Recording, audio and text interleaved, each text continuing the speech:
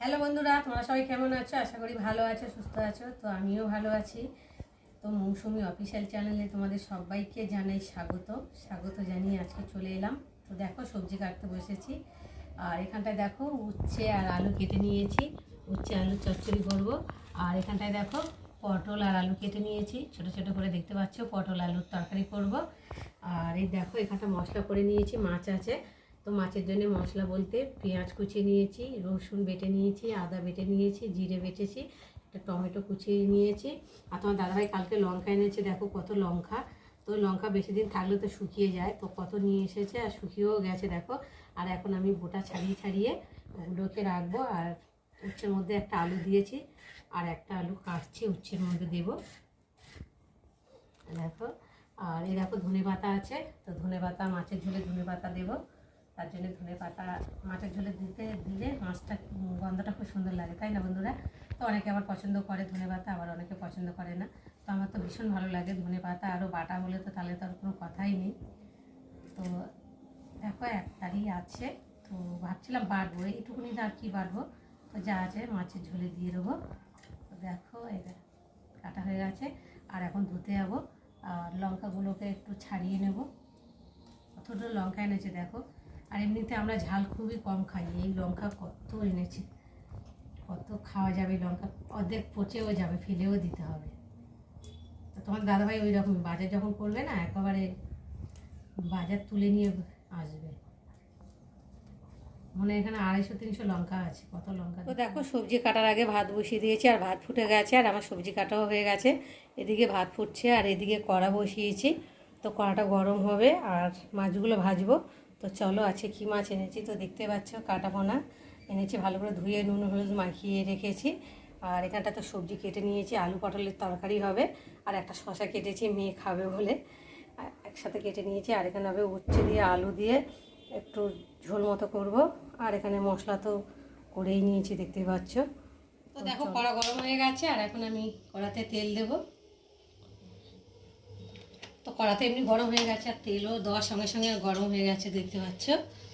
তো চলো তেলটাকে একটু কড়া ভালো করে লাগিয়ে নিই। আর একটু কড়া করে না, তেলটা গরম হলে না মাছ দিলে মাছ লেগে যাবে, ওই জন্য দেখো তেলটা বেশ ভালো কড়া করে ভাজা হয়েছে।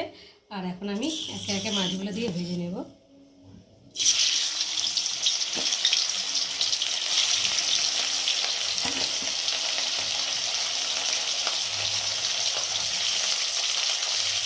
কড়াইতে তো বেশি মাছ দেওয়া যায় না, নাহলে উল্টানো যায় না, ওই জন্য দেখো এক পিঠ করে হয়ে গেছে। আর এবার আর এক পিঠ করে মাছগুলোকে উল্টিয়ে দেবো।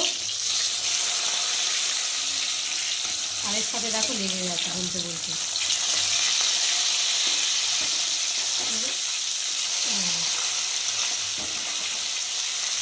চলো আর পিঠ করে ভেজে দেখো, মাছ দু পিঠ করে ভাজা হয়ে গেছে ভালোভাবে, বেশ লাল লাল কড়া করে ভেজেছি, দেখতে পাচ্ছ। আর এখন আমি একে একে তুলে নেব। এই দাগাটা দেখো উঠতে চাইছে না, সেটাকে আমি তুলে নিই। তো দেখো 3 পিস করে ভেজে নিয়েছি।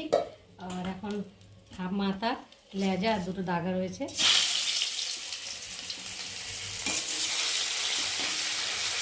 তাওয়াটা করে ভাজলে ভালো হচ্ছে, এটা করে না ভালো বেশি দেওয়া যায় না, নাড়াও যায় না।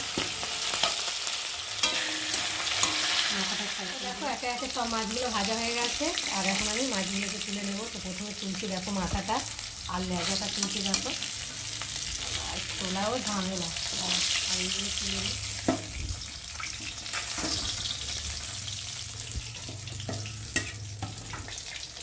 কড়াটা ধরে নিয়ে নেব। তো দেখো লেজাটা তোলা হয়ে গেছে দেখো। আর এখন কড়াতে তেল দেবো, অল্প তেল আছে, আর অল্প তেলেই আমি রান্না করবো, বেশি তেল দেবো না। দেখো তেলটাও গরম হয়ে গেছে, তেলের সাথে তেল পড়েছে, গরম হয়ে গেছে। আর এখন পেঁয়াজগুলো দিয়ে ভালো করে ভেজে নেব। পেঁয়াজটা ভাজা ভাজা হয়ে গেছে, আর এখন আমি জিরে বাটা আর আদা বাটা দেবো, আর দেবো টমেটো, আর দেবো গুঁড়ো লঙ্কা, আর দেবো হলুদ, আর পরিমাণ মতো নুন দিয়ে ভালো করে কষিয়ে নেব।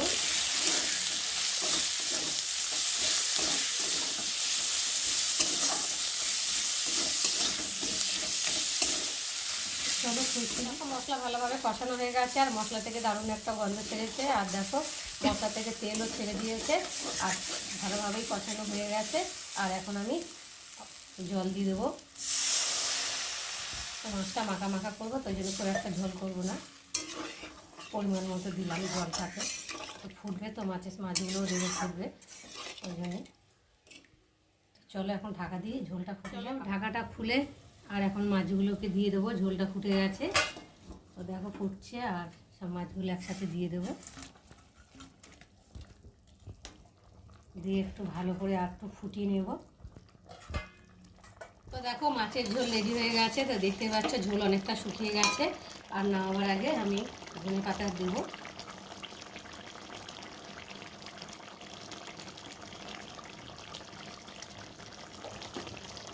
ধনে পাতা দিলাম, ফুটিয়ে নেব। এবার ঢাকাটা খুলে লাভিয়ে নেবো। ধনে পাতা দিয়েছি তো বেশক্ষণ ফোটালে ধনে পাতার গন্ধটাই চলে যাবে, ওই জন্যে লাভিয়ে নেবো। তো বন্ধুরা, আমার মাছের ঝোলের রেসিপি কেমন লাগলো তোমরা কিন্তু অবশ্যই কমেন্ট করবে। আর ভালো লাগলে লাইক কমেন্ট শেয়ার করো। আর আবার চ্যানেলে যদি তোমরা নতুন হয়ে থাকো চ্যানেলটাকে সাবস্ক্রাইব করে দিও। তো চলো আবার তোমাদের সঙ্গে দেখা হবে পরের ভিডিওতে। ততক্ষণ তোমরা তোমাদের খেয়াল রেখো।